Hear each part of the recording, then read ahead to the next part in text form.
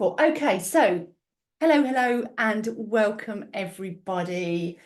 You are here this evening with myself, Ruth from Autistic Parents UK, and marvellous Kieran Rose from many things, including being a trustee of Autistic Parents UK, but obviously his own stuff, the Autistic Advocate. He's got a marvellous course, properly peer-reviewed studies, all kinds of things these days.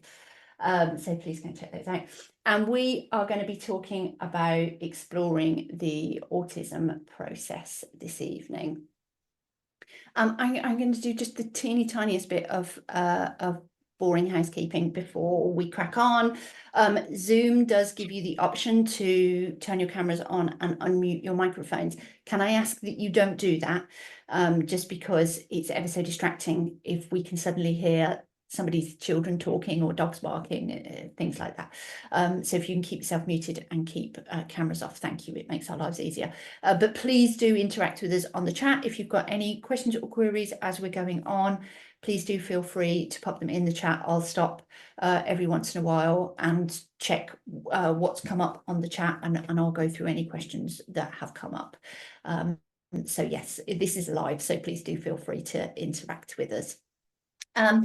So I was just saying to Kieran, and this is my plan, but we'll see whether this works in real life, that I was thinking it would be nice.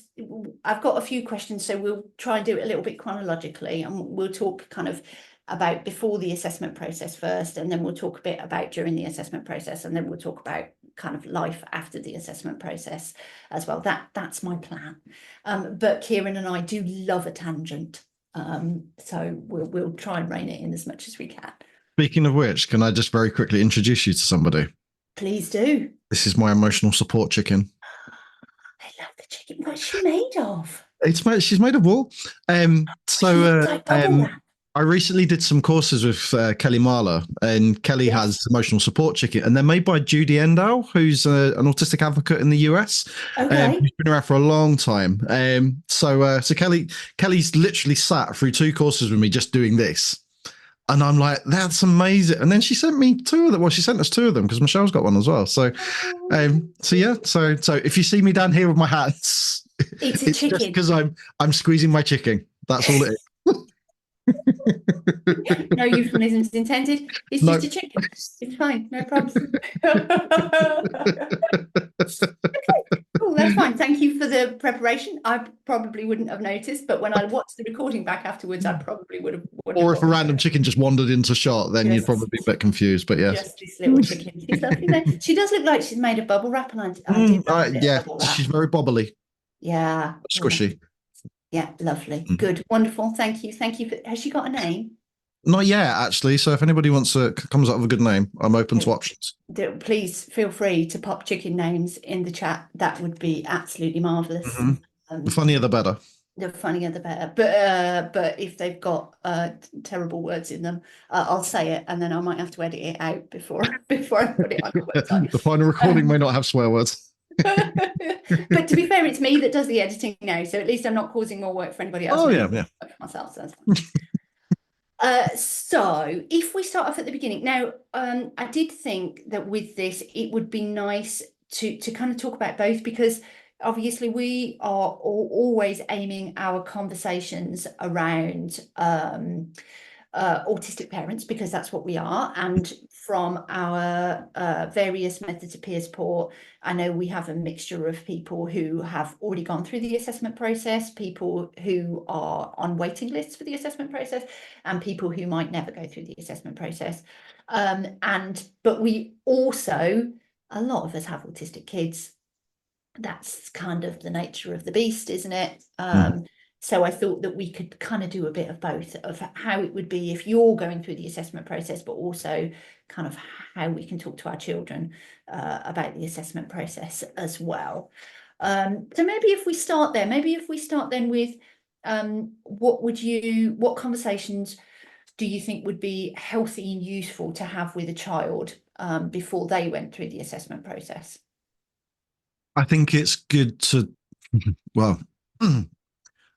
going to do this in a little bit of reverse, so I'm just going to mess your chronological bit up here, because so many children that I come across don't know and haven't been told and have a diagnosis and don't even know that that exists, that that's a thing, despite having been taken to multiple appointments. So I think one of the things that I always advise is that talking about things in depth is quite difficult if you don't necessarily understand those things yourself. So if you're coming from a place of, I don't really know what any of this means yourself as a parent, then being able to tell your child about this is going to be quite hard. But grounding it in kind of who the child is, the things that they love doing, the things that they like doing, the way they move their bodies, things like that, and talking to them about the fact that in order to get some support in certain places, sometimes we need to go and see medical people, and that doesn't mean that there's anything wrong. It doesn't mean that there's anything bad going to happen or anything like that. Medical people will need to talk to you in order to understand what those differences are and what support you might need. And that's the kind of long-term kind of goal of it. So that's the place that I would start. I mean, from my perspective, I knew that I was autistic before my children came along. So I had that benefit of being able to talk to them about, well, you know, you're just like dad. And that was a kind of useful entry point for me because it was normalized for them. And I didn't shy away from, you know, we can't talk about the autisms until the diagnosis is in place because it's not official there. Well, that's rubbish because you're just as autistic before you get diagnosed as you are afterwards. It makes no spot of difference to you as a human being. So having those kind of honest conversations, but in the same way that, you know, we've talked a lot about parents who have older children or teenagers who maybe pull away from that diagnosis and don't want to know what it means. You can talk about autism without using the word autism. You can talk about those differences. You can talk about the passions. You can talk about things like hyperfocus and stuff like that. You can talk about stimming and the way we move. You can talk about communication. Those things can all be broached without even using the word autism. So not that I would recommend shying away from it. I don't think we should, but you know, it's important that we have this conversation because I think it's so important that we are honest with our children and that our children have an honest journey through this process as well, so that they understand what's happening to them, why it's happening to them. And I would even, and I'm sure we'll talk about this a bit in terms of the actual process itself, I wouldn't, depending on their age and their kind of cognitive awareness of the stuff that's going on, I wouldn't shy away from talking about the problematicness of it as well, of the process, of why they ask the questions they do and why they do certain tests and experiments and things. And, you know, talking about ADOS and stuff like that, which we'll explain in a bit. But, you know, I wouldn't shy away from why that could be a problematic thing, but the end goal was an important thing in this process. So they're the kind of things that I would be broaching initially. Yeah. Lovely. So just opening that conversation up. And I mean, as you say, honesty is so important. I've actually come across grown-ups who've started thinking for themselves, oh my goodness, I think I might be autistic, and then gone to their parents and kind of gone, oh, you know, what was I like when I was a kid, because I'm starting to think I'm autistic. And their parents have said, oh yeah, you got diagnosed when you were 7.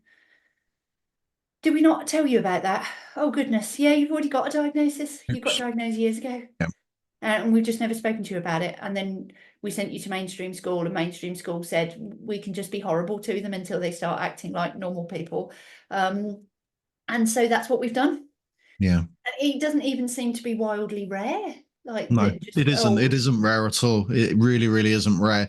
And it's still happening. I mean, obviously, I'm talking about the children that I've worked with over the kind of the past 10, 15 years, some of whom have now reached adulthood, but many haven't. So hopefully they will have been told at some point, but certainly with kind of younger children, and I would say usually it happens like 3, 7, 8, that kind of age range. So I hope that that's changing, but I can see where it comes from as well. I can see from that place of fear and lack of understanding, and there's so much stigma around this as well, and you know that then parents come with good intention of not wanting to stigmatize their children, or you know, like it all comes from those places. So they come from places of good intention, but unfortunately the impact that they have is even worse. But I always Christy Forbes and I have batted this back and forwards for years about, like how early is too early and when's the right time to tell them and how do you tell them? And I think both of us have come to the kind of the same place that if you're going to have an in-depth conversation about this thing, then you need, as a parent, to try and understand it as best as possible, whether that's you as an autistic person, whether that's a parent that might deem themselves as not an autistic person. You need to kind of lean into this narrative really quite hard and pick it apart and be able to have this conversation with your children. But again, you don't need to know the depths of everything to start having the conversation. Yeah. And kind of introducing the kind of the ideas and the concepts around it and think, oh, I'm batting my microphone now. To start having that conversation with them to really kind of to get them on a good footing, because that stigma comes from not being on a good footing and not having a good foundation of the knowledge that you have about yourself. But so often that conversation stops with, you're autistic. That's it. That's where the conversation ends. Yeah. What does that mean? Nobody knows what that means, So, and a child definitely isn't going to know what that means. So, being honest and having these dialogues with your children is so important. Yeah. And as you say, immersing yourself in a way that means that you're learning realistically about what it means to be autistic and the various elements of being autistic as well. So again, I've spoken to autistic adults who know that they're autistic and have known that they're autistic for a long time, but don't know about monotropism, don't really understand about sensory differences, don't understand about the double empathy problem, aren't understanding about RNA communication style compared to neurotypical communication style.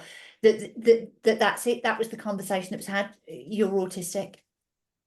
Yeah. There we go. And then it tends to only be reflected back in moments of trauma and difficulty that, oh, well, you had a meltdown, that's because you're autistic, but you don't get, oh, you've just memorized an entire Shakespeare play start to finish. Also, well, that's because you hyper focused on it, and that's because you're autistic. You only hear about it in the in with negative connotation, non-negative connotations. So I think, and we've spoken about this before, haven't we, of trying to find the line where you're not saying you're autistic and it's a superpower and it's all marvelous, right? Sunshine and rainbows, now you're going to fart unicorns, but also not saying you're autistic, I'm really sorry, your whole life's ruined, you're never going to move out of our basement. It's just a fact. It's so important that we normalize this as much as possible, and that's the kind of key phrase here. Not to be normative, that's a very different thing. But that we don't, sometimes it's really, really easy to think, well, this narrative that we have about autism is really problematic. It's stigmatized, and it's difficult, and it might make people feel bad about themselves because we're talking about disorders and conditions and broken humans and all. So we'll oversteer and go completely to the other side, which is all about you have superpowers, like you said, farting unicorns. I wished. I don't know. They're pointy. Maybe not. finding that middle ground, and then also finding within that middle ground as well is that that you as a human being, not because of autism, but because you are a human being, are going to have a very rich and unique experience of the world, and you're going to have different things going on in your body compared to every other autistic person and non-autistic person. You're going to have lots of different things going on, normalizing that as well, because it's really, really, really, a lot of the children that I see are either don't know anything about themselves and don't understand themselves, or they've adopted this kind of, it's almost like that supremacist narrative that we used to have to deal with and we don't have to deal with as much now, but it's been adopted in a different way with that kind of superhero narrative. So so finding that middle ground where we validate people, but we also say, this is a disability narrative for lots of different reasons. So, you're unique, you're an individual human being, you're not special other than we're all special because we're all unique. That's it. Yeah. All humans are wondrous, yes. and you're wondrous for that reason. But yeah, exactly. Marvelous. What about when we're thinking for ourselves that if we've decided that we want to go through the assessment process, what do you think would be some good ways to kind of get yourself in a good headspace to actually endure is the word that's coming to my mind, Yeah. really, to endure it, to be able to cope through it. Yeah. Don your battle armor and be prepared for a lot of negativity, a lot of trawling over the trauma coals. A lot of things will come up that you might not have realized were traumatic experiences, or you might not have realized weren't normative experiences. That might be negatively tainted. So there's going to be a lot of that. Be prepared for a lot of really, really ridiculous questions. Very binary questions, very problematic questions in some ways. And so, it very much depends.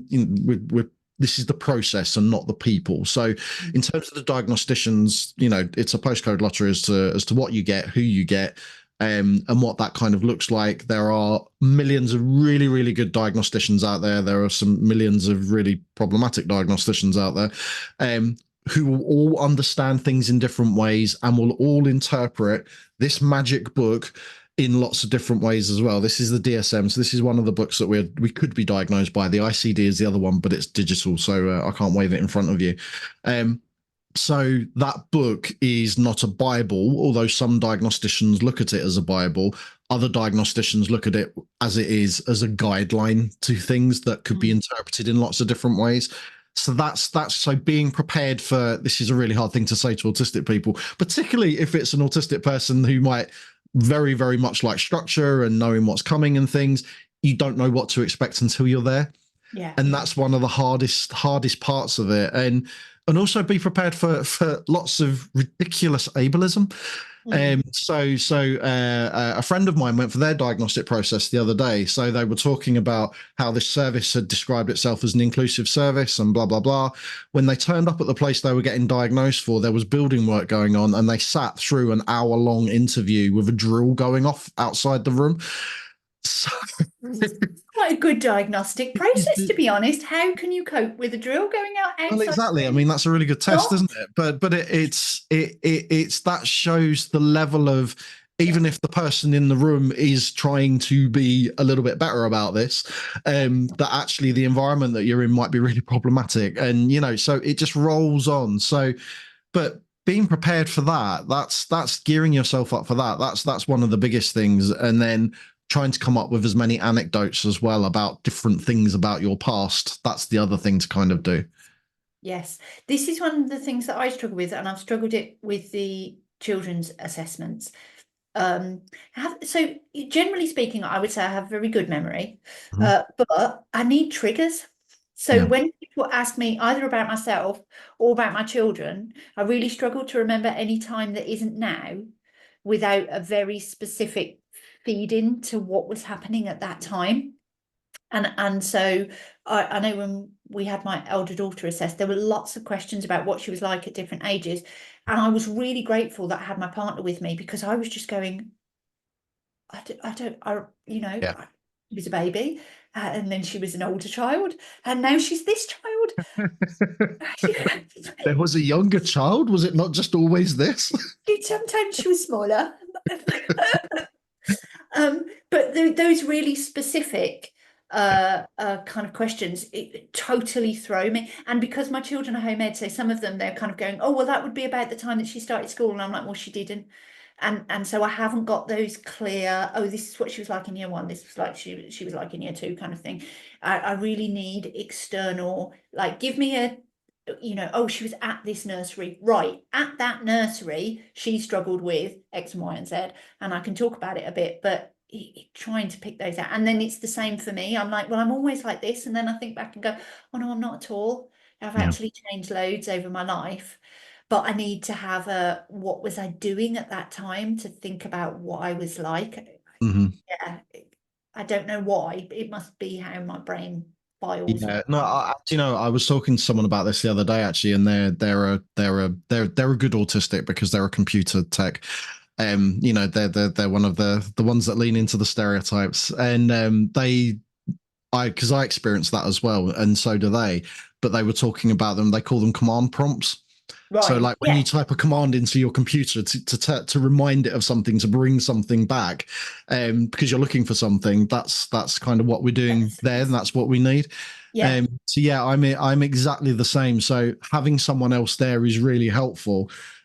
Often we get told as well, particularly this is for adults, that, you need something from your parents. Well, that's not Right. possible when you maybe are 40, 50, 60, 70, 80, 90, as more and more is happening, that your parents might not even be around. And then there's Yeah. also that kind of, for me, it was my reaction to that, because even that's something that I was asked about, even though I got diagnosed like 20 years ago.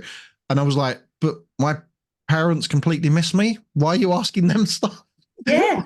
Like Right. they My were parents oblivious to didn't who put I me in was. for the assessment process, so they Yeah. obviously didn't notice. Uh-huh. Yeah, yeah, yeah, yeah. And I think for a lot, it was actually one of the questions I was going to ask you, so I'm really pleased you brought that up. That I think it seemed to be more prone to have fractured families as well. That even if our parents are alive, that doesn't necessarily mean that we've got a good relationship with them. And as you were mentioning earlier, with the huge amount of ableism and stigmatism that there is around it, even now, I've certainly come across a lot of people where their parents are very eager to say, no, no, no, they were completely normal as a child, and actually really disrupts the assessment process and be very, no, no, no, no, no, none of that. Definitely no hyperfocus, definitely no sensory differences, definitely no issues with communication. And actually, even when the person themselves is saying, but that wasn't what I was experiencing internally, it isn't always helpful. What can you do to kind of get around that? So if either your parents aren't around, or you haven't got a good relationship with them, or you've got a functional relationship but they're unlikely to be helpful Yeah. in an assessment process, what can you do? So the first thing I would say to that is that any good diagnostician should recognize that that is a thing. Yeah, Firstly, so whether they do or whether they don't, some people do get dismissed from that process because you can't evidence stuff that's happened in childhood, which is ridiculous, but it is a thing that happens, unfortunately. What I would recommend is, it's what I kind of mentioned earlier, is anecdotes. Try and remember as many anecdotes around your childhood, growing up, think about the questions they're going to ask you. I mean, the diagnostic criteria you can Google, and it will bring it up. So I wouldn't recommend it because it's awful and it's really narrow and really restrictive. But you can Google that and find out kind of the things that they're going to shape their questions around. So it'll be communication and relationships and kind of experiences as a child within certain settings like school and stuff like that. The same things that they'll be assessing our children over, really. They're looking for historical evidence of those things. So that might be your hobbies, and how invested you are in your hobbies. And, it might be things about your attention and hyperfocus and what we would call monotropism now. A good diagnostician would ask about your sensory differences and how they kind of impacted you and stuff like that. So all those things you can kind of anecdotally evidence, and even if one of your parents does come in, they're still providing anecdotal evidence. So where that evidence comes from actually should, if it's coming from you, it should be even stronger than it is coming from a secondary person. yes, So sitting down thinking about like stories about stuff that's happened to you as you've grown up, they should, even if you don't explicitly say, well, this is an example of where communication was different for me or whatever, if you tell a story, a good diagnostician should be able to tease bits out of that story. yeah, Especially if you start telling multiple different stories about stuff that's happened to you as you've grown and what you felt about it and things like that, they should start to be able to pull a picture together yeah, of evidence for this and evidence for that and evidence for the other. And plus, there is also something that we should recognize here as well. If you have been initially screened and then put on a diagnostic pathway, the percentages of people that go from screening to getting a diagnosis is something ridiculous, like 97 to 99% of people get a diagnosis. yeah, So there's a lot of fear about going to the assessment and having these conversations with people, and they're not going to be getting a diagnosis at the end of it. The majority of people do, because that screening process at the beginning, while it's problematic, is also a fairly good catcher. And yes, the point is as well that anybody going for a diagnosis, any adult going for a diagnosis, usually that's not something that's come with a shock. Usually it's come from extensive research, extensive kind of leaning into other people's experiences and creating a familiarity around it. I always say, like most autistic people have done a PhD level of research into being autistic before they go for the diagnosis. Yeah, absolutely. So having confidence in that as well in your knowledge. And sometimes you go into a diagnostic process better informed than the diagnosticians, which is really quite. Yeah. You're just kind of letting them know, really. Yeah. Yes, the only adults who I've come across who've been diagnosed and were surprised by it were people with mental health crises, and so were diagnosed normally as an inpatient while they were going, so that they hadn't done huge amounts of research themselves and did huge amounts of research afterwards instead.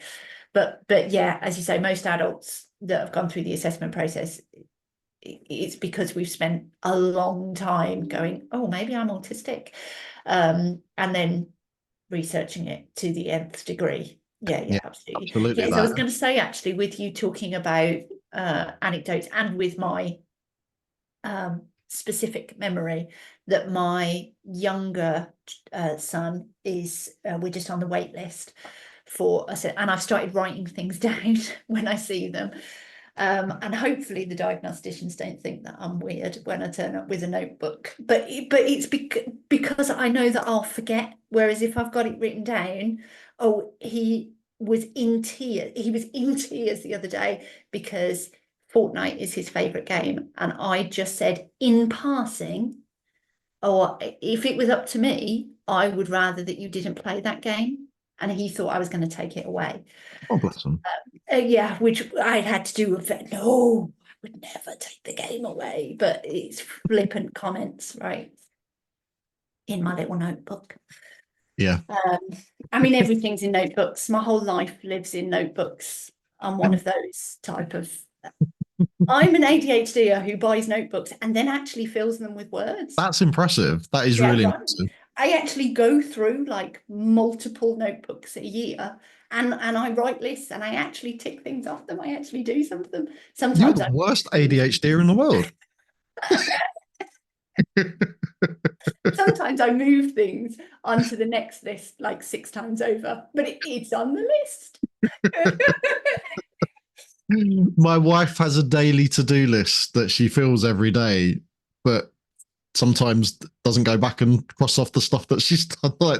So it's just like 365 days of to-do list that nothing's been crossed off. Nothing's happened for a year. Yeah. But there's the lists are there. That's really important to know. Yeah. No, I have to. Oh, look, I'm going to come to the comments now. Joanne, I can see your comment of saying that whiteboards are the answer. I have to have lists that I can go back to.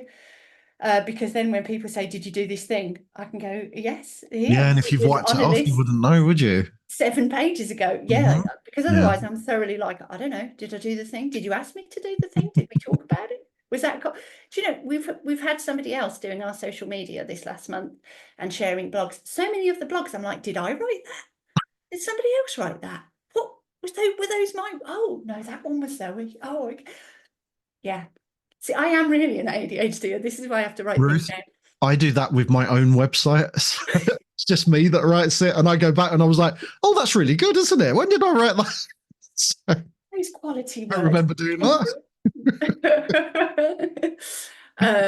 We have many chicken comments. Mother Clucker, Cluck Norris, Pex. Excellent. Okay. Neil saying my kids read the Autism Understood website, so that might be a good link. And obviously your NeuroBears as well is a nice way to talk to children about being autistic as well. Dora the Explorer, winner. So this is a mixture of comments and chicken names. That's fine. Yes, Snap. There wasn't anybody to report historically for my diagnosis. Yeah, I've just come across it a lot, Bobby. Yeah. Dana saying they were just like me. I'm assuming you're saying your parents were just like you, Dana. Yeah. We've had lots of conversations with that in my family because this has been, I've been kind of the first person to notice that we're all autistic. Although most of my family is open to having conversations about it, but there has been lots of like, well, but everybody's just like that. Doesn't mean anything. We're all like that. Yes, we're all like The that. worst thing is though, because obviously autistic people attract other autistic people not only as romantic relationships but as friends as well. So it kind of becomes then, well, everybody's like, literally Right. everybody's like this, and it's like, no, you've just surrounded yourself with people who are like you, Yeah. people who you feel familiar with, and that's the other thing as well. Like, so from a parenting perspective, not only do our parents often, as we're growing up as older people who grew up a long time ago, did our parents kind of normalize our experiences because it was very similar to their experiences. So our behaviors weren't abnormal or different to them because that's what they did. But also sometimes we can do that with our own children as well. Yeah. Even when we know lots, I do this with my kids all the time. It's kind of like another reason going to something like an appointment, like a diagnostic assessment, is not only because I need those memory prompts, but also because my memories of my children are not seen through the same lens as the diagnostician might be looking at them through. Yes. So perfectly normal behaviors for me, I look at my kids and it's like, yeah, that's fine. You play in a beautiful way. And I wouldn't see that as problematic. So might not think to say it out loud because it's not, because they're looking for problematic things at the end of the day, but their frame of reference is a disorder narrative. Our frame of reference might be they're perfectly brilliant. Absolutely. I know with one of my children, when we had their 2-year assessment, I only realised on reflection years later that I kind of answered the questions wrong. But it's because of the way they were worded. So they were asked the question. So for some reason, the health visitor didn't come to my house. They just sent me a questionnaire in the post. I can't remember why. But all of the questions about developmental differences, they asked me if I had any issues with. So I was saying, no. I mean, he can't talk at all at 2, but most of the boys in my family don't talk until they're at least 5. So that's totally normal for my family. So no, I'm not worried about it at all. And yeah, he only eats 2 kinds of food, aged 2. But again, yeah, but all the kids in my family are like that. So that isn't a massive problem for us. And all of them were worded as, do you have a problem or have you seen any issues with X or Y or Z? And so for all of them, I was just like, no, he's fine. And actually, one of my children was very much the stereotype of an autistic kid that probably could have been diagnosed quite a long time ago. But those were the questions that they asked me. And so I said, no, it's fine. All of it's fine. Yeah. Because it's not a problem for me. Joanne saying, let's hope this changes with younger generations as we proactively support our children. Absolutely. And as more autistic voices get out there and slowly make impacts on. I'd take that one step further and I would say I hope it changes to the point where we don't even need to diagnose it at all.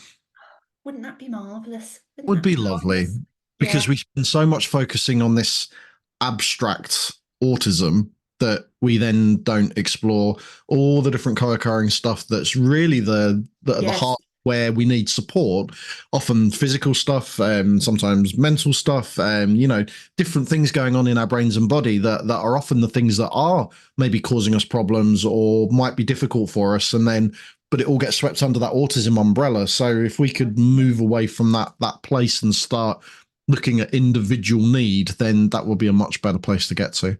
Right, absolutely. If we got £1 for every time an autistic person was told that they were anxious because they were autistic, none of us would ever need PIP. Yeah. Or you're traumatized because you're autistic, or you're a bad communicator because you're autistic, and everything comes from that. Again, this book, I talk about this all the time. I hate this book. But every diagnosis in there, and there's over 300 in there, have all been written by white, middle class, predominantly male academics from Western cultures. Yeah. That's a very thin slice of human experience to frame, and it's all objectively from a place of comparison and observation. So I wrote this book, so I'm right. you're not like me, so therefore you get to go in this book and we say that you're wrong. And that's where it all comes from. It's Yeah. so problematic, so This is problematic. so bizarre. And I was reading something recently that 70% of the people who were on like the board for the DSM of what goes into diagnostic criteria work for pharmaceutical companies. Yeah. That again, another level of Oh yeah, problematic. it's massively money driven. Yeah. No, you're not autistic, you're just introverted like your dad. Oh yeah, yeah.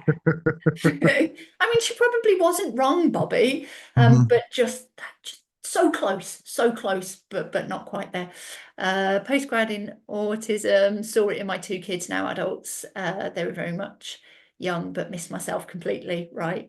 Uh, That's uh, not uncommon either. And also from an AFAB kind of narrative, a signed female at birth narrative, that actually we've spent so long focusing on the white boys who present in a particular way that women and girls have been excluded from this narrative completely.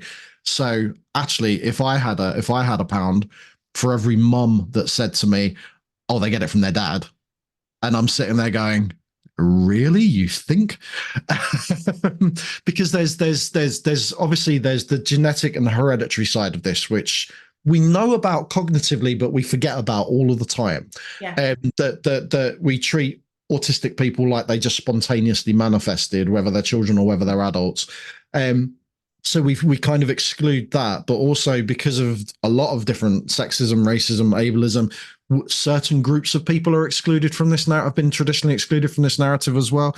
And that was the other thing that I was going to say about evidencing things as an adult without, maybe having someone to reference your childhood, or even if you do, particularly if you're a woman, or someone who has been through a gamut of different mental health diagnoses, mm, that should be an indicator towards there's neurodivergence going on there, and you've been interpreted as a certain way because you were AFAB, or because of the sexism of the person who's diagnosing you, or like all of those kind of things, all those narratives come into play, and particularly if you're someone from a non-white ethnicity as well, or race, then black boys are more likely to get an oppositional defiance disorder yeah, diagnosis than they are an autism diagnosis in the UK.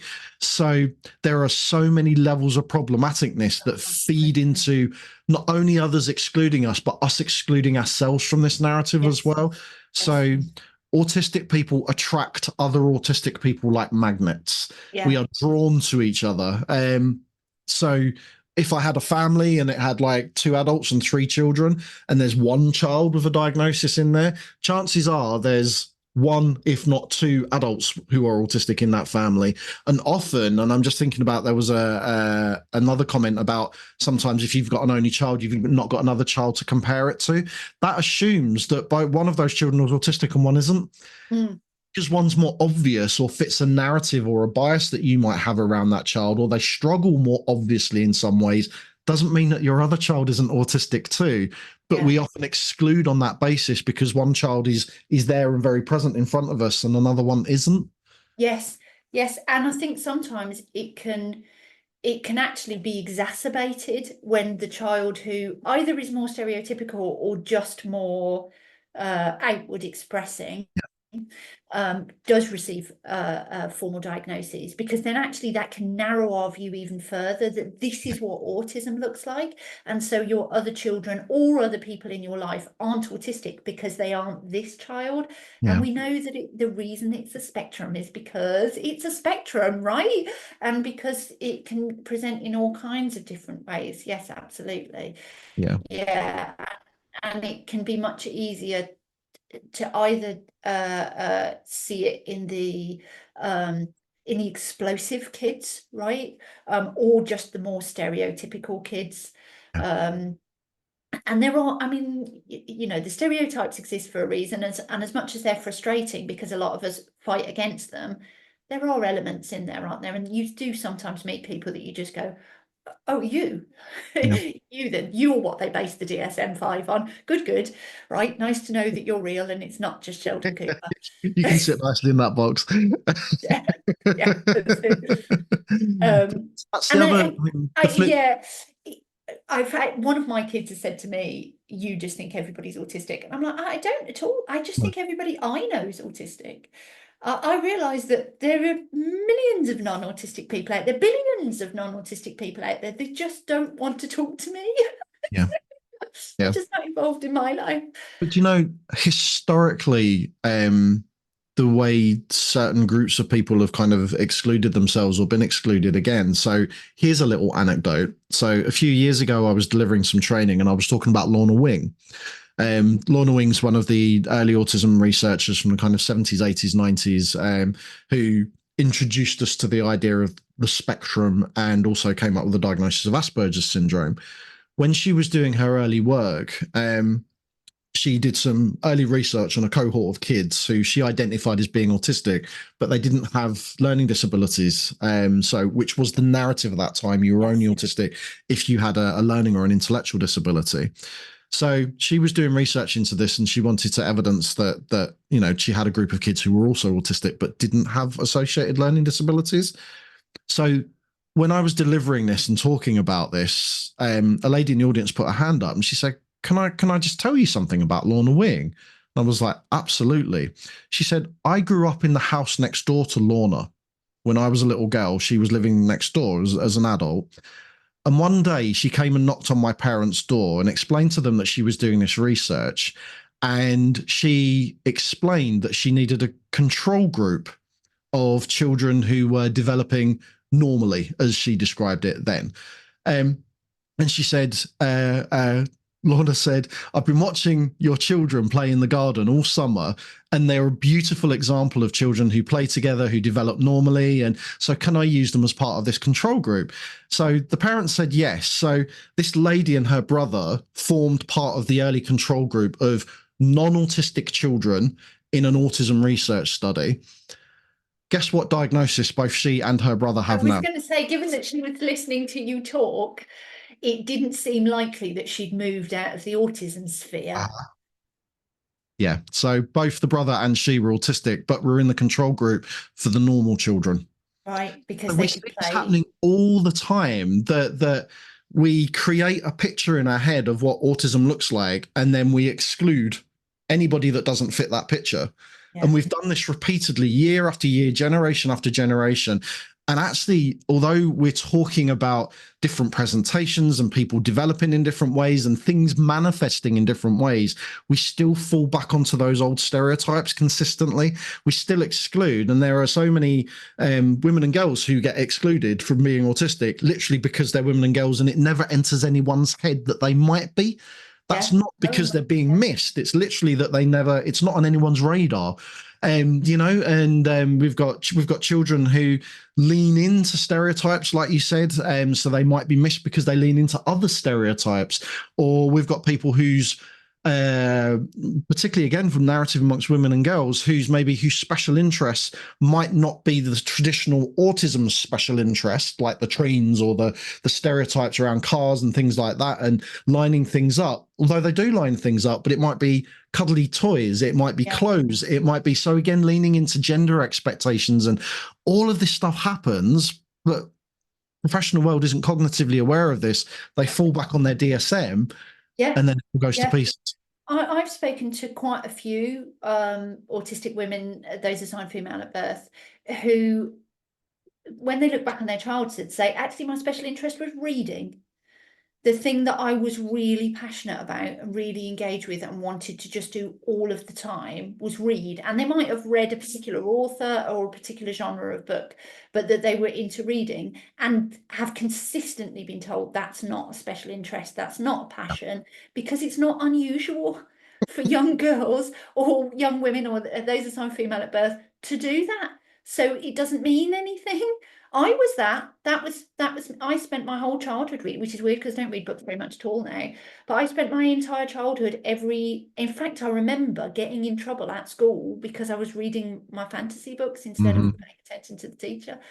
Um, The irony that my house that I live in right now was purchased specifically because it had an attic big enough to take all my books, which are still there now and which still get read. There's thousands of them that I've had forever, and I yeah, never get rid of a book, never ever get rid of a book. No, no, no, no, no, no, no. They're your friends. Of course they are. Yes. This whole And universe although is they in can those be, books. it's interesting how times have moved on, right? Some Hmm. of my books I revisit as an adult and I go, ooh, I read that as a child and I did not notice that. One of my favourite authors was Diana Wynne Jones, and she has some very odd ideas about parenting. Yeah. But we digress. I won't go into Diana Wynne Jones because I was massively passionate about her. He was also Um, probably autistic. yeah. I've read interviews with her children who say that she was an awful parent. Yeah. Yes. Anyway, books here too. Bobby, fantastic. Yeah. Dana as well. It's not unusual to be so into reading when you eat, when climbing a tree, under a duvet with a flashlight on in the car. Yeah. Forgetting to eat because you're so into the book that you're in. Yeah, yeah, yeah. Reading Horses and Roxette. Roxette. Loved Roxette. Oh, yeah. All right. That ages us. That ages us, Kiana. Yeah. But yeah, yeah, absolutely. Because they aren't, because it isn't trains, right? Because you couldn't tell them the model of the car engine that just drove past. Yeah. You're just completely lost in a little fantasy world, and that doesn't count. Oh, Joanne. Yeah. But you don't look autistic. That's right. I like that little, I think, is it from Chris Bonello? That is some like a little meme, you know, you don't look autistic. Oh, I'm sorry, could you just do an autism? Yeah, exactly. I can um, hands on cue if anybody wants. yeah. Yeah, so here's an interesting one. My male child was diagnosed ADHD, was assessed for autism. They mask heavily, e.g. at school, and internalize emotions. The outcome was autistic traits, not enough boxes ticked to warrant an autism diagnosis. Unfortunately, the school and their dad think I'm making up / exaggerating their unmasking behaviours because they're totally different with them. When my eldest received his diagnosis, he was also put on the ADHD pathway, which he didn't get an ADHD diagnosis despite the fact that he spent three hours doing a cognitive test spinning in an office chair. Don't know quite how they missed that one. But they also said when they came to the kind of the review at the end, one of them said, "Oh, he's got an autism diagnosis as well." And they're like, "Yes, he was in the same building with the same team. You know, hello, read the notes." And she said, "Oh, I'm quite surprised at that because clearly he takes an interest in other people." Fortunately, she wasn't the person who was assessing him for autism, then having not understood Yeah. very basic. Yeah, I mean, I get frustrated at anything where it says autistic traits. Mhm. It's a neurotype. There's no such. Either you have that neurotype, you are that neurotype, or you're not. There Mhm. isn't there isn't traits, right? You can't be a bit. Yeah. You just are or you aren't. And it's, I mean, that for me, and feel free to correct me, Kieran, that for me would be diagnostician who hasn't got it, Yeah. does No, completely. has missed real core building blocks of actually what we're about. Yeah. And I would say that's one or two things that that might be an autistic person that doesn't know that they're an autistic person that's recognizing themselves in other people. You know, that's where Right. that we're all a little bit autistic kind of comes from. But also, we're talking about human behaviors. Yeah. So to say that there are autistic traits suggests that there are, you know, is a fundamental difference between a human being and an autistic person. Mm.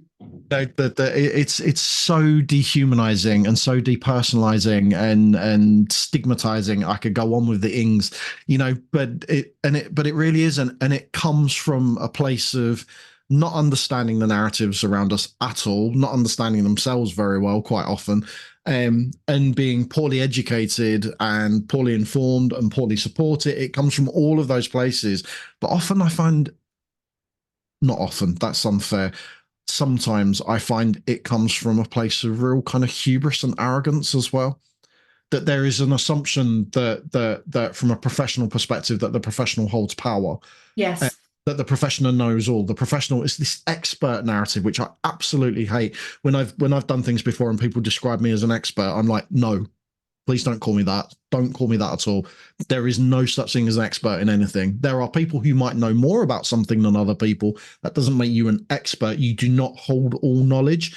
And Yeah. often the knowledge we think we hold isn't as good as we think it is as well. And particularly for professionals in the autism narrative, the knowledge that is held within professional services and by professionals is often of the poorest quality. Yeah.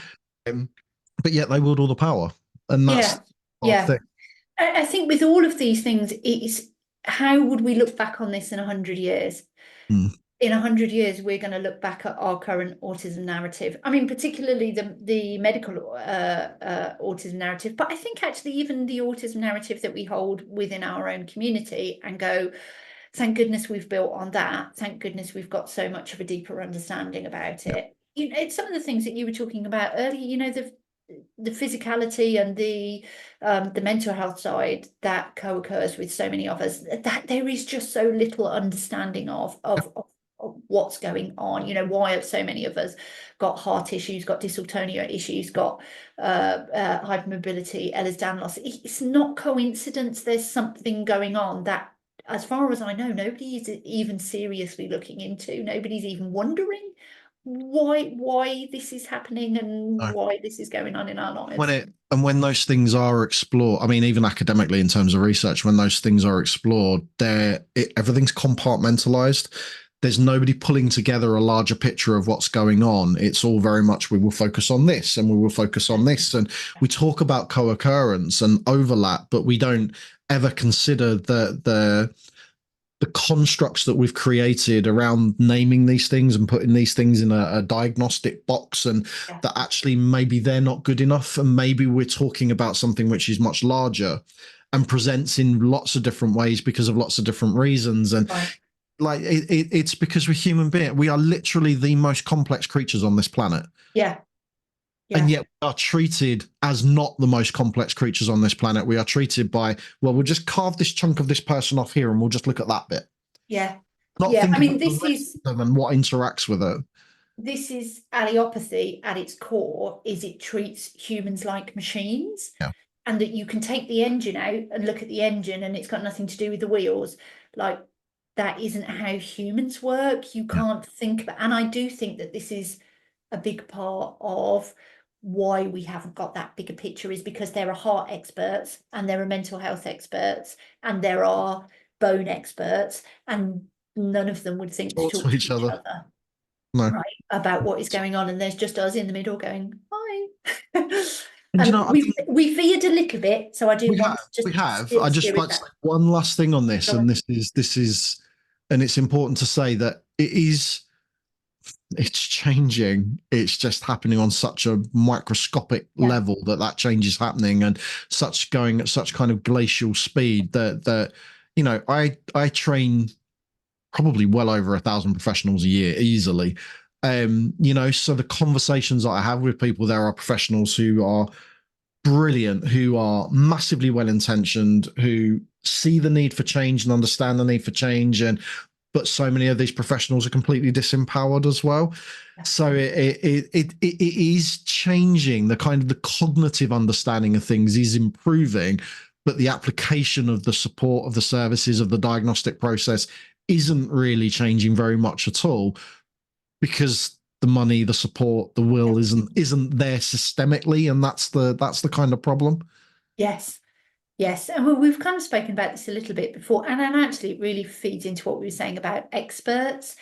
Is that there are people within the field who shout the loudest, and they don't tend to be autistic people, and they don't tend to be the most well informed, because mostly what they are motivated by is money and fame and recognition and being treated as an expert, rather than learning and growing and developing and supporting, right? Which is what we actually need.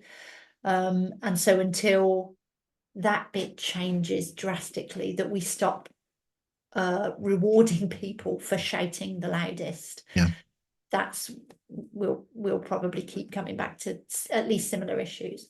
Or for telling us what we want to hear. That's the other side of it. As if we have that bias, that picture in our heads, and then there's some celebrity professional out there who feeds that narrative for us. Well, that's going to feel familiar and that's going to feel comfortable and we're going to be drawn towards it. So a lot of this is around kind of not only destabilizing that, but being uncomfortable ourselves and challenging ourselves and critiquing things and really, really asking questions where maybe we wouldn't have asked questions before. Don't just assume that I say this about myself all the time. Like if I say something, push back against me, challenge it, go out and listen to other sources of information and come back and question me on it, because I don't want you to take what I say as verbatim. I want you to pick it apart and understand it yourself, and then come back to it and think about whether that's right for you, whether that's wrong for you, or whether there's some, really kind of digging into that and being reflective about. We should all be doing that because we all have a responsibility to, but so few people do. Yeah. Yeah. I mean, it takes an awful lot more brain power. It does. It really, really does. To do that. If I just, because two people have made the same comment, and I just want to come into it before we go into a little bit more of, we've done a bit of during, but we'll do a little bit more during and then we'll do some after. So saying, can't someone have an autistic trait and not be autistic? Please explain more. Okay. Do you want to do that or shall I? Yeah, I can do a bit of that. Yeah, Go on, yeah. you go. Basically, kind of building on what Kieran was saying earlier, autistic people are humans, so all autistic traits are human traits. The difference between an autistic person and a non-autistic person is kind of the strength of those traits and all together. But either a person is autistic or they are not autistic. And if we just take one behavior and label it as an autistic behavior, then we are dehumanizing people, right? We need to look at a person holistically to see whether their neurotype is an autistic neurotype or a non-autistic neurotype. Would you add into that, Kieran? Yeah, sure. So it's thinking about this contextually. So like Ruth said, all behaviors are human behaviors. We all do the same things. There is nothing an autistic person does that a non-autistic person doesn't do. That's an important point to make because we're all human beings. But it's the whys and the wherefores of the things that happen. That's the key kind of factor here. So when someone says, "Oh, we're all a little bit autistic," so where that usually comes from is when I say that, I am recognizing human behaviors that are familiar to myself. And that might be for a variety of reasons. It might be because I'm a human being and I engage in the same things. They might look a little bit different, but they're similar, so they're familiar. Or it might be that I didn't know that I was autistic and I'm recognizing my behaviors in someone else. So yeah, it's the kind of, when we're talking about the difference between autistic people and non-autistic people, monotropism is the best explainer that we have for this. It's not perfect by any means, but it is the best kind of fit for this. So we are talking about people who suck in sensory information at the same rate as non-autistic people do, but do something completely different with that sensory information. So the way that we process it, the way is basically focused on an end goal of how we use our attention. So an autistic brain is constantly looking for things to attend to, things that are interesting, that we're motivated to hook into. And when we do, quite often that can become quite an expansive part of our brain. The focus in that, and our brain is constantly looking for those things. So in a non-autistic person, that's not necessarily happening to that degree. So that means that an autistic person can't move their attentional state as easily as a non-autistic person does. So that's the end product of monotropism. But that sensory information going through your body being utilized in a different way means that the way you communicate might look a little bit different. The way you move your body might look a little bit different. The way your body physiologically responds to sensory information might look a little bit different. And then we wander into the realms of like hypermobility and stuff like that, because sensory information is being passed through the body in different ways. So those changes in behavior, what we identify as a difference, they're still human behaviors. They're still normative human behaviors, but they might be more exaggerated. They might be more obvious. So that's where those things kind of come in. So when we say, Ruth's absolutely right, when we say autistic traits, what we're doing is drawing a line between an autistic person and a non-autistic person and saying, this is human behavior, this is autistic behavior. And that's a really problematic thing to do, because we're all human. We're all human beings. And what we're doing when we do that, when we draw that distinct line between people and say these are only behaviors for autistic people, is then all of a sudden what we're doing is completely dehumanizing. So, and then that feeds all of the awful narratives that go on around us. And it's a really complicated thing to kind of understand. It's a really nuanced thing to understand. But it's really key that we do understand this, because otherwise we force this distinction, and it isn't the right distinction to make, because it's not a humanized distinction, it's a dehumanized distinction. And that's where stigma generates from, and that's where most of our problems come from. Yeah. I hope that makes sense. So do I. Yeah, I when I deliver training, I talk about it with stimming, right? So self-stimulatory behavior, which is often seen as an autistic behavior. Actually, it's a human behavior. All humans stim. Autistic people are just very good at it. So it's that kind of thing, right? So you could say stimming is an autistic trait, but you could, if you went to somewhere that was full of stress, where people of any neurotype would likely be stressed, a hospital, a prison, somewhere like that, right? Mm-hmm. You would see huge amounts of stimming from any neurotype, because it is a way that the human body deals with stress. But autistic people are likely to be stressed in different environments and to different degrees, and probably about different things. So that's where I'm talking about the holistic nature, and that's where Kieran's saying the whys and wherefores of not just looking at why are you flapping your hands. Yeah. It's really digging into what's going on there. Why have we got this behavior that we can observe? But Because in itself isn't autistic. we've also centered and objectified and conditioned certain behaviors as acceptable and others as not acceptable as well. So to keep it on stimming, stimming isn't just about stress. Stimming can be about all sorts. It's a physical expression of your emotional state. So it's a language. So what have we, if we experience joy as an autistic person, we might flap, or we might jig around, or we might make noises, or whatever it is that we do, we might do some of those things. But in Western culture, what's been conditioned and normalized is clapping. Yeah. Clapping is stimming. It is an expression of stimming, but it's a way of controlling a stim that is deemed societally acceptable. So if you think of things like dancing, dancing is stimming. It's moving your body in an emotional response to music, but dancing is only acceptable in certain places, because there is a normative idea of music out there. Sometimes we dance to music in our heads. And secondly, though, dancing has also been framed and conditioned into certain dances are done in certain ways to express certain things. That's still stimming, but it's controlled and it's conditioned. So it's a framework of acceptability has been built around it. So these things are happening everywhere to everybody, but we look at them through different lenses depending on the person and depending on the group and depending on the dynamics around it and whether we fall into the acceptable category or not. So those things are all there. It's like communication. You could argue that certain types of communication are autistic traits. No, it's just communication, but we've compartmentalized some bits as acceptable and some bits as not, based on our society's preferences and judgments. And it's Western culture has so much to answer for. It's really, really problematic, so much of this. The diagnostic criteria is full of it, isn't it? Is socially unacceptable, socially inappropriate. So it's not just the thing that you're doing, but that you're doing it in a way that society deems as unacceptable.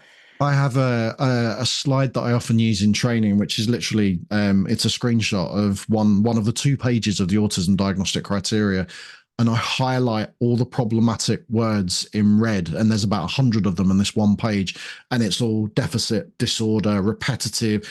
It's all, again, this subjective, observational, I'm doing things in the right way, and when I compare you to me as the person with the power, everything you do is wrong, and then therefore we're going to stigmatize it. It's just like, when you look at the diagnostic criteria, the way that it is worded is utterly dehumanizing and disgusting. It's awful. Yeah. And it's all framed around stress and trauma behaviors as well. That's the other side. Yeah. And it can be why some people with traumatic childhoods can struggle to access formal diagnoses, because some diagnosticians want to lump it all into trauma and don't want to acknowledge neurotype at all. Yeah. But actually, if we go into that and think about kind of a bit of during, but more kind of afterwards, that if you go through the assessment process, either for yourself or through for your children, you are going to be exposed to huge amounts of deficit-based language. I've come across quite a few people who, even when they've received formal recognition or received it for their children, really struggle to read the report that's given. There's normally, I mean, I suppose it will depend on the person as to how long the report is, but you normally get a report that's several pages long of all the things, all the ways that you met the diagnostic criteria. And I've come across quite a few people who know it exists and it's in a little envelope tucked away somewhere because it's so deficit based. What do you think would be a good way to process it and to so if we start with children first, how could you process it with your kids of going actual the reality of the assessment process, and then how do we talk about it afterwards to help them accept it? So again, that comes back to it is on the parent to increase their level of understanding of what's going on. So that means finding good places, good resources, stuff that in your gut you would like this to be the way that you are described as a human being is a good way to kind of a good point to start with that. So coming to Autistic Parents UK for information, maybe some of the websites that have been shared earlier, you can come to my web. There are lots of places that you can do that. But I always say kind of any information that you get, go through and question it, push back against it, and cherry pick the stuff that's useful for you. Rather than thinking about, Kieran said this, so therefore it must 100% be absolutely concrete fact for everybody in the whole world. That's not what's happening here. We need to kind of cherry pick through that. So you need to inform yourself as best you can. But also you can do that as part of a learning journey with your child as well. You don't need to necessarily go away and spend 6 months doing research and then come back and do it. You can maybe say to your child, I don't know much about this either. So why don't we go and figure this out for ourselves? Why don't we work out what this means? And starting from that kind of place where you've destabilized the hierarchy between you as a parent and your child, you bring it down to a kind of a non-hierarchical level and open yourself up to collaboration and co-production with your child. And there aren't many resources out there which are directed towards children that are very good. That's one of the reasons that NeuroBears exists, which is completely designed for parents and children to go through this journey together and figure out what this means for the child together. And that's based on that's been created by someone else, but it's based on a course. It's based on a course that I wrote and developed. So there are more and more things like that coming through. But again, it's like having those open, honest conversations and keeping that at the center of everything and helping your child understand this is the most important bit, that they are going to face enormous challenges in their life. So if they're expected to go to school, that's putting them in an environment which does not recognize them as a human being at all, unfortunately. As a valid human with valid ways of existing, it's a problematic environment. So any environment that your child goes into like that is going to be very, very difficult for them and is going to drain their energy. So it's helping that child recognize that it's not them that's the problem. That doesn't mean absolve them of responsibility for all their actions at all, but it means helping them understand that they live in a world which will center them as the problem, and that's not their fault. That's because of the prejudice and the discriminatory practice and the lack of education and all of those things. So it's validating them as a human being and then finding out who are they? Explore that. What's their autistic identity? What's their sensory identity? What's their communication identity? All of those things. What are the different things that they're going to face challenges for? How can we navigate around those or avoid them completely? How can we extract ourselves? Some of you and I, Ruth, are both home educators. Sometimes we can help our children by removing them from harmful environments if we've got the privilege to do so. So there's so many different things that we can do, but it has to be centered around validating your child and honoring their identity, because the fractured identity that we develop as autistic adults that didn't know that we were autistic, that can be avoided. Yeah. And it really, really can be avoided. Yeah. That's not to say that they won't ever experience any harm, but we can equip them to deal with the rubbish stuff by arming them to find out what the good stuff is.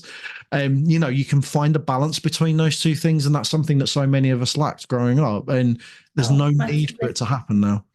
I've seen it quite a bit recently with one of my children, who I have lots of conversations with about neurotype because they're open to it. I'll have conversations with all my children, but it depends how much they want to talk back to me about it. Right? And they got really into like, oh God, bloody NTs pissing me off again with their ineffective communication. And they're saying this, and that's not really what they mean, is it? And it's so different to experience difficulties, hardship, communication, misunderstandings. We've had something recently where an event that we weren't expecting to be a competition turned into a giant competition because people who aren't autistic don't understand. Like, you need to warn me that this is going to be competitive, and then I need to have a very frank conversation with my child about the fact that they might not win Yeah. everything. So would they still like to attend? Because they might not like to attend because not winning stuff is not easy, right? But it's so much easier when you can frame those conversations around, these people don't get us, and that's all right. And we can educate them when we can educate them when it's appropriate, and we're still valid as we are, and we can just opt out of stuff. And there are bits where I can say, look, do you want me to talk to this person? And, you know, we can try and make adaptations and things. Sometimes they'll say yes, sometimes they'll say no. But that's, you know, it's so much easier, isn't it? If you've got a really solid base of, you are a marvelous human being. The world is unfortunately not built your shape. Yeah. What can we do to make your journey through this world a bit easier? What skills do you need to develop? What ways do I need to support you so that we can move through this a little bit easier? And none of that is helped by telling them that they're superheroes with superpowers, because that's just going to create a whole different load of trauma. And Right? that's the key to this. So as an adult and as a child going through this process, what is often not mentioned about is that this is a trauma process. The process of diagnosis is a process of recognizing and unpicking trauma. I talk about this all the time. There is such a lack of responsibility from diagnostic services and diagnosticians who give someone this label and then push them out the door, and there's nothing to follow it up with at all. Or there's something perfunctory or superficial or, you know, or meaningless, or something that's controlled by non-autistic people, and autistic people are subjected to it. So when you get this diagnosis, as an adult, I'll start with the adults first. As an adult, when you get this diagnosis, because you are then asked to reflect on the trauma of your life, all these stresses, all these problems you face, the relationship breakdowns where you've been centered as the problem in communication breakdowns, if you've not been able to hold down jobs, or if you got things that prevent you from getting jobs in the first place, or whatever, like all of this hard stuff that so many of us go through. That's in itself, reflecting on that trauma is traumatic. Mm. So it's not uncommon, kind of from 0 to 3 years after being diagnosed, for someone to hit a massive period of burnout, literally because your whole world has changed. Your whole history has been reframed. You might recognize yourself as, oh, actually, I wasn't the problem in every single thing that happened to me.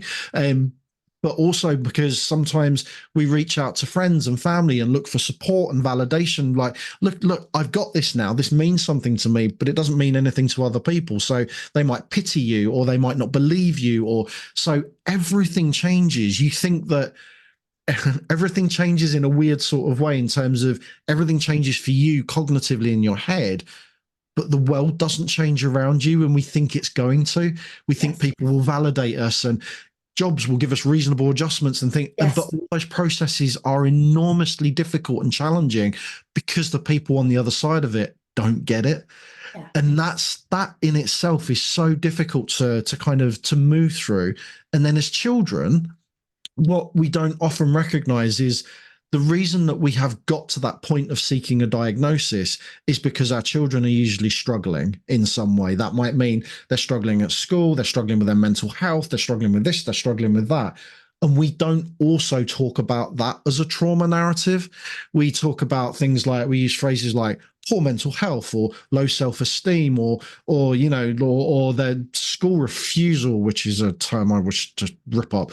But we don't talk about the fact that these children have basically got CPTSD, that they have accumulated trauma from being in environments which are harmful, being surrounded by people who are maybe harmful or unsafe towards them. And that's not always intentional. Often it's unwitting because it's just the way that things have been set up. But we get excluded, we get isolated, we get pushed out, we get told that we have to change ourselves fundamentally in order to be accepted. All those things are happening to us. We get dismissed and invalidated over our sensory needs, over our communication styles. All of those things happen to us, but we don't look at that as trauma because we're not told that it's trauma. Mm. So if you've got a teenager that's struggling because, and they might have just received a diagnosis at 12 or 13 or 14, that's 12, 13, 14 years of potentially completely unmet need. And that doesn't mean that everything changes and suddenly they get their needs met. Yeah. Still being expected to go into mainstream environments and do mainstream things, just like all the other children who do all the same things as each other when your child doesn't. Yeah. Trauma is at the heart of this, and it is the word that is excluded from this narrative the most. Yeah, massively. Yeah, and we've spoken about it before, and I know obviously you're very passionate around masking, but that being aware that every layer of mask is based on another traumatic event, and so it's not just stop, just be autistic all the time, because you aren't safe to unmask until you've processed trauma. And I think for a lot of us, we'll never really get to that ground zero point. There's no unprocessed trauma. All my trauma is processed, fully envisioned. I'm imagining a bit of a spiritual process there, basically, where you process all your trauma and then you float. Right, surely you don't need legs anymore. Oh, my trauma is processed. If only that was the thing. Processing does not mean eradication. That's the problem, isn't it? It doesn't mean it didn't happen. It's still there. You just learn to deal with it a bit better. And that's what trauma process. This is why I get so in a Q&A I did the other night, there was a question around a few questions around burnout. And the same narratives are put towards burnout as they are towards mental health and trauma narratives in terms of recovery. And I hate that term because what that implies is that we get back to somewhere we were before, which is impossible. But particularly, like the same with burnout and the same with trauma, I would say that actually getting back to where we were before was not a good place for us, because that's probably what helped us get to this state in the first place. So actually, it's about changing your mindset. It's about changing the things that you can control around you, changing your environments, understanding yourself better, and trying to find some peace with yourself. That's the kind of key to it. And the recovery narrative is really icky for me. I love that, actually. That kind of goes on to our last topic, wasn't it? And talking kind of overcoming internalized ableism. And that some of that, I think some of the reason that we would fall into recovery narratives around mental health, burnout, is because we want to feel like that we're not going to be like this forever. Yeah. And it's hard to say the physical things that I could do before, the mental things that I could do before, the social things that I could do before. Actually, I might never be able to do those things. And I might be able to do different things than what I can do now. Yeah. Because or should you have been doing them in the first place, Ruth? Maybe that's the question that needs to be asked. Right. Why were we doing those things? Maybe we can analyze what the benefit that we got out of it and try and find it in a way that is less traumatic for us. But yeah, I love that. I talk about that actually with the pregnant people I work with, because I hate the narrative of you're going to get your body back. Yeah. You're not. You're not. It's changed. You grew an entire human being, and then the entire human being came out of your body. You're never going to go back to not having done that. There is no back. There is only forwards. The way you just described that has just created awful images. But it's because there can be lots of variance in that, right? So those words encapsulate all the variances. because well, we're getting to, I see, I would say cesarean birth, but not everybody would. So I don't always use the term birth, but whatever way the baby has to go from here to here, there's no backwards. And yeah, I love expanding that outwards and saying when you're going through burnout, when you're experiencing mental health crises, when you're experiencing physical health crises, there's no back, there's only forwards. And it's what does forwards look like and how do we realistically get there, and then how do we sustain ourselves when we're there. Yeah, I love that, because actually one of the questions that came in was about trying to process formal recognition, formal diagnoses whilst in burnout. Mhm.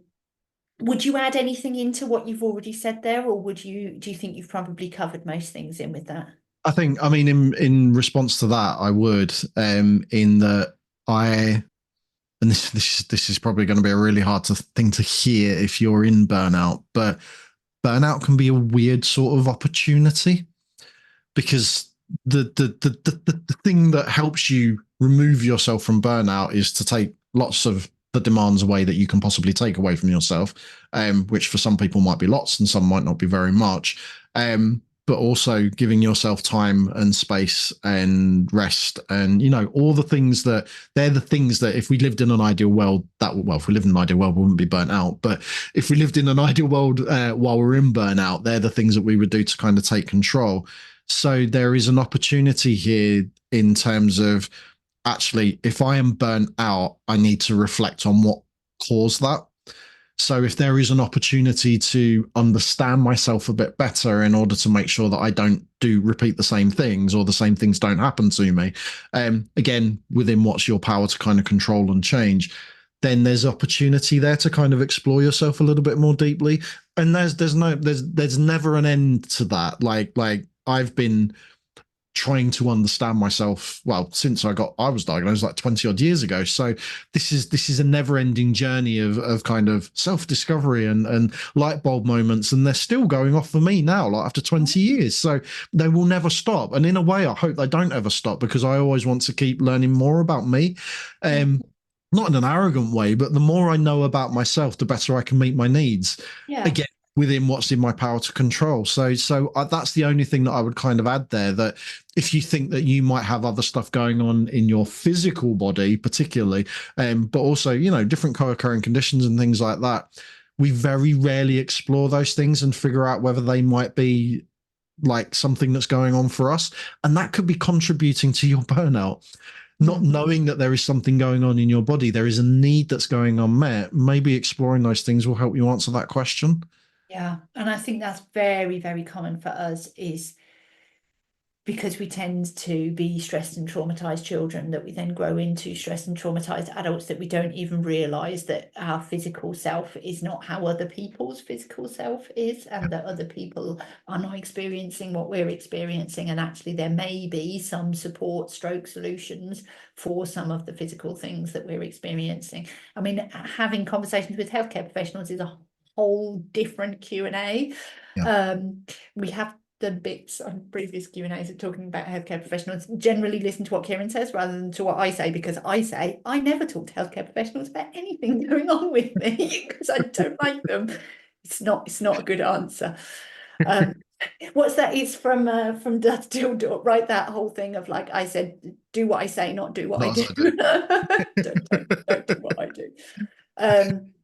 But yeah, so that maybe taking a bit of time and trying to figure out what else is. I mean, I would say that is, whenever you're processing, stepping into your neurotype, it's about time, isn't it? And just allowing yourself to keep reflecting back, that I think so many of us find ourselves doing, reflecting back to different instances through our lives and thinking about how it would have been different if we'd known.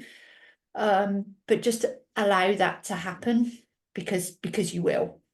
But the best ways that I've found to do that are not in necessarily, sometimes it's come from like reading books and things like that, but it's actually coming and being part or watching conversations like this, where someone says something and it sparks something, or someone in the chat says something and you relate to it. And that's where that kind of snowball kind of often comes from, because it's that personal experience in order to be able to kind of relate to something. And you don't always get that when you're in a training or you're on a, whatever, and or reading a research paper, or sometimes you can, but more often it comes from this kind of personal interaction. Yeah.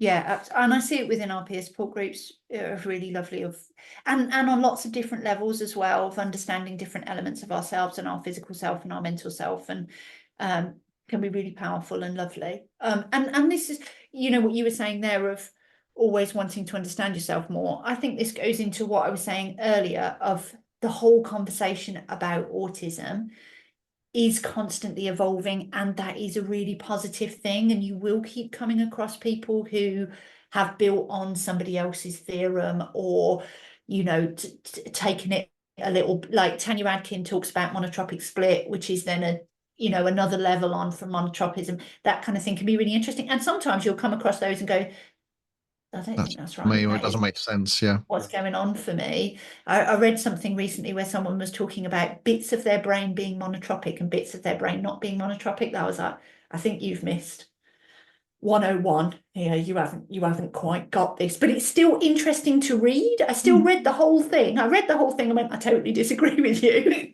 But it's still interesting to read. And that's it, having these conversations, and more people writing and exploring and thinking about what it means for them. It's vital. It's Yeah, vital for us all to understand ourselves. yeah. And yeah, sometimes you will have those like, oh, that's what it is, right? It was that thing.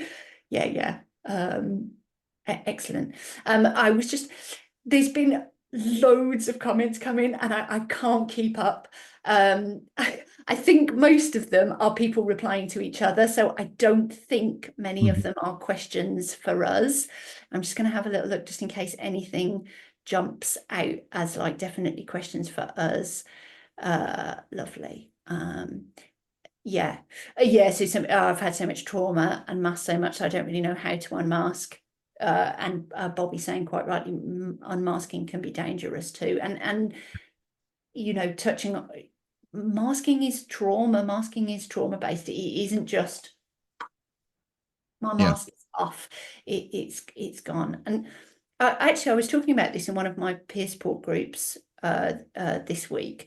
I was talking to Kieran right at the beginning that I did something at the weekend that completely exhausted me, and on my way home I was actually a bit frightened because I was very dysregulated, and I was on public transport and I couldn't really speak, and I was ticking quite a bit, and I felt so vulnerable being in public, being much more obviously disabled than I would normally be. I would normally hold myself together quite a bit on public transport. I just listen to loud music and give people dirty looks. And it was really scary. And so this idea that it's safe for us all to just unmask, it's really not, unfortunately. It's not even really possible, and I struggle so much with so many of the ways. Like I used to be on Twitter a lot, and now less so. I still read everything. I just don't tweet as much and things, but I follow all the conversations around masking, and it's like a hashtag that I kind of explore quite a lot because it's centered to most of the work that I do. So I want to see what people are talking about, and there are so many narratives, and have been now for a few years, around like, I'm completely unmasked, and it's like, no, that's not how trauma works. What you've done is recognize certain bits of yourself that you've actively chosen to suppress or project, or and that's an aspect of yourself that you recognize and you can take some control over. And bully for you, you've got the privilege to be able to safely do that. Other people might not have that privilege, but also you've probably identified about 0.1% of the things that are part of your developed mask, because so much of it goes unconscious, and that you don't recognize. I've used the word cognitively a lot tonight, but you don't recognize cognitively. So there's a real poor understanding of masking out there. So therefore that's contributed to this idea that we should all just rip off what they think is a neurotypical mask. Yeah. And that's not what's happening at all. It's not something you've put on. It's not necessarily about fitting in, part of that might be something for some people, but that's not for everybody. You know, and it's contributed to all these myths and misconceptions around it. And you're absolutely right in what you describe. You know, coming home in the public transport, you ticking, being more visibly dysregulated, that potentially draws danger to you. So Right. And that was what I felt. I felt it's very unsafe. vulnerable because I thought if somebody approached me, there's very little I could do to defend myself because Yeah, I'd lost speech. I pretty yeah, much lost speech. And I was behaving in a very unusual way. But also that if I frightened somebody, yeah. there's very little I And can where do does about it. that go then? I mean, there's a danger then that potentially the police are called, and as a white Right. woman, potentially, you know, the worst that you could probably, which is still awful, is something like being restrained under the Mental Health Act. But Yes. if you were a black man or a black Right. lady, you know, like where does the police go with that narrative that Yeah. this is dangerous behavior, and you know, there's it's just And such I a think really, and that I that masking isn't unique to autistic of people. course it isn't. Masking is heavy for us, but it isn't unique to us. Masking is a behavior that marginalized individuals would Yeah, do, and it's about safety. yeah, It's not necessarily about blending in, as you were saying, although there can be elements of that. It's about keeping yourself safe when you are a marginalized identity within another community. And we're never going to let go of that, right? It would be wonderful if we were in a society where everybody could just be themselves all the time, but absolutely. we're not.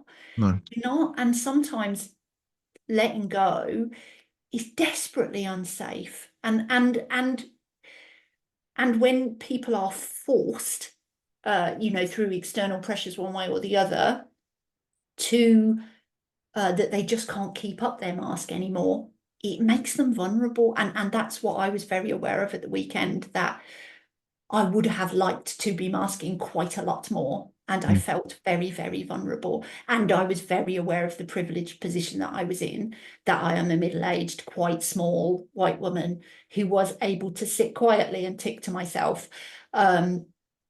Whereas that's it. If I had identities that made me more visible, that I would have been even less safe. yeah, Yeah, yeah. So yeah, there's the same. We digressed a bit from our original topic, but that basically conversations around unmasking, some of them are great, but yeah, a lot of them have misunderstood. Right, it's that ground level again. It's that 101. You've misunderstood what it is. It isn't that David Bowie quote that you come across that David Bowie story? So that a kid went to go and see David Bowie in concert and had backstage tickets, and was talking about how they liked performing, and but was saying, "Oh, I can't do it in public because I've got terrible stage fright." And David Bowie saying, "So have I, but I wear this mask. Um, Look, do you want it?" And kind of handed over this invisible mask. And that is often the idea around what it is, right? yeah, It's our stage face. yeah. Not quite. It's much Although deeper. there can be bits of that. I talk about like my ta-da work mode, Yeah. but it isn't all of it. No, it isn't. And I know we're not here to talk about this, but I can't help it now because you brought it up. Sorry, guys. You've We'll triggered finish. my monotropism. So one of the other narratives that I get really frustrated with that someone's come up with this term around high masking. Right. Um, and Yes, I've seen it loads recently and I don't like it either. so ableist and so dehumanizing as well. And it's basically just another functioning label. Because what that has been designed to do is exclude people with maybe more obvious physical disabilities, co-occurring learning disabilities, people who don't speak. So that again has created an assumption that it's just this social thing that we do, Right. where actually what we're doing is our brain and our bodies change behaviors based on stigma and trauma. So all humans do that, but some humans do that more, because you are absolutely right in what you said. This is a marginalized behavior. So, and it's an extreme. Again, it's coming back to that. These are human behaviors. These aren't just autistic behaviors or this behavior or that. They're not traits. They're actually human behaviors, but some people are subjected to more stress than others. So I find that enormously problematic as well. So, but I'll shut up now because that's. No, that's fine. Yes, we'll do more about mask. Maybe we'll do some more masking in the next one. We'll talk a bit more about masking. Excellent. Oh, now this is people talking about David Bowie. That's absolutely fine. He was probably one of us too. Dana's just triggered my next one now as well. I'm going to zip, otherwise we'll be here all night. Okay, I see. I'm just going to double check. I don't think I can see any direct questions for us, so I'm really sorry if there are direct questions for us in the chat. If you can type mega fast, then we can do a direct question. But oh yes, more on masking. Yes, Joanne. I tell you what, Joanne, if you go onto the Autistic Parents UK website, we've got that wonderful webinar, haven't we, that you did with Amy, who you wrote the book with. So we have got a really good webinar that Kieran and Amy did all around their book, which has got some more about masking. I mean, to be fair, just about every conversation we have, masking comes up, doesn't it? Because it kind of It's can't core to everything, isn't it? Yeah. Jem has typed quickly. Does anyone here know about FND? There's supposedly a lot of neurodivergent people in the FND community, and there's talk about wondering why there seems to be such strong connection between the two groups. That's functional neurological disorder, I'm presuming. So yeah, that's a bit like the IBS of the neurological world to a degree. It's like, it's one of those diagnoses where it's like, we know there's something happening, but we don't really know what it is. And then ironically, the narrative around functional neurological disorder is it's all in your head. Well, so, yeah. Which can be interpreted in multiple ways, and unfortunately, Sure. interpreted in a stigmatizing way. What it basically means is that what it's supposed to mean is that you've been impacted by trauma, and that's manifested in a physical way in terms of your nervous system. So it might mean that you have like numb patches, or parts of your body don't work as well because the messages aren't getting through. But it's a psychological thing rather than an actual physiological, although it is still physiological, but it's manifested in a. It's that box thing, isn't it? It is. It Yeah. is. So what I would say is, in the same way that there's a massive crossover between people who have different like pain disorders and things as well. Like a lot of this actually, exactly, fibromyalgia and stuff like that.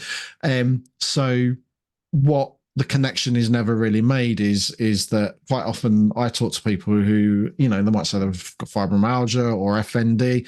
And I'm sitting there thinking, I'm looking at an autistic person that doesn't know that they're autistic. So how much is burnout understood? How much is all the different things going on in our body and brains understood? And often then that step, when they get to that step, it's like things start falling into place a little bit more around, because when we experience burnout, there is a physiological effect of burnout as well, that we can become more prone to more susceptible to autoimmune stuff. Our bodies do really weird things in burnout as well, and it's literally because our brains haven't got the capacity to deal and fight off things and deal with stuff. So lots of different things manifest from a stress response. Yeah. So that's often what's happened. I've made that sound really simplistic. It isn't just that simplistic, but that's something that often happens during burnout.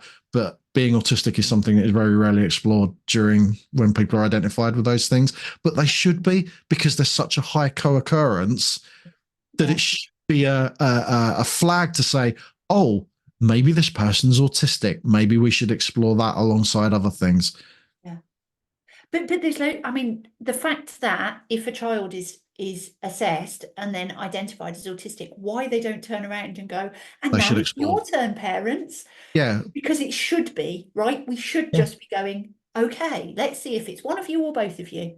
But also that autism diagnosis should do the other side of that as well. The autism diagnosis should trigger, oh, there are over 75 common co-occurring conditions Oh, that go with being autistic.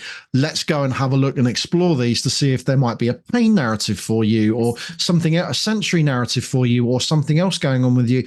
And that can often be stuff that can be supported and can yeah, take stress off of your body, which means you're less likely to be burnt out. yeah, yeah, yeah. Absolutely. I feel talking about auto immune responses. Yeah.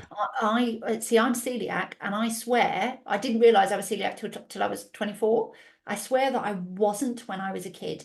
I'm fairly sure that it was my body's response to trying to work full time. Yeah. Body just went, no, you can't. None of that. Thank you very much. Or If you can't. you You think can about work, it, but you can't eat bread at the same time. if you think about what you put your brain and body through at the weekend, going to deliver the talk that you did, and how stressed your body was when you were coming home, you used all your resources up just delivering that talk. So just being in that space, like you said, traveling to that place. This is what was said off camera before, but traveling to the event was really stressful for you, and then getting there and being there in a really super stressful environment, which no autistic person should be in, but it was called the Autism Show. Um, and, so putting yourself through and delivering a talk, which is stressful as well. So you used up all your resources there, and then you had nothing for the stressful journey coming home. Yeah. So imagine if you're doing that on a day-to-day basis, going into a school, which might be stressful for you, going to a workplace, which might be stressful, and you get no respite from that whatsoever. Yeah. Is it any surprise that your body's going to give up? No, exactly. No, exactly. Yeah. Yeah. Yeah. So hopefully that answers your question, Jem. That's fine, because that's a response to something else. I was just going to say that if someone is diagnosed autistic, everyone in the family should be. Yes, we're all autistic, parents, sisters, nephews, etc. Some diagnosed, some not. Yeah, absolutely. I mean, only people that want it, right? Because some people It's not right for some people. it isn't their bag. I definitely have come across people who said, yeah, probably, but it isn't going to make any difference to me. It isn't something that I'm interested in exploring, and I think we have to respect that, even when it's made a big positive difference to ourselves. Of being able to say, yeah, okay, fine, if you're happy where you are, yeah. Working from home is fab. Hot desking was a nightmare. Oh yes, yeah, yeah. This was what I was saying, that I've accepted very quickly, that talking at conferences online is fine. Talking at conferences in real life is not fine. That's fine, right? We all have things we can do, things we can't do, and now I know. Yeah. Wonderful, Kieran. Thank you again. Thank you for all your contributions. Of course. It's always wonderful to have you with us.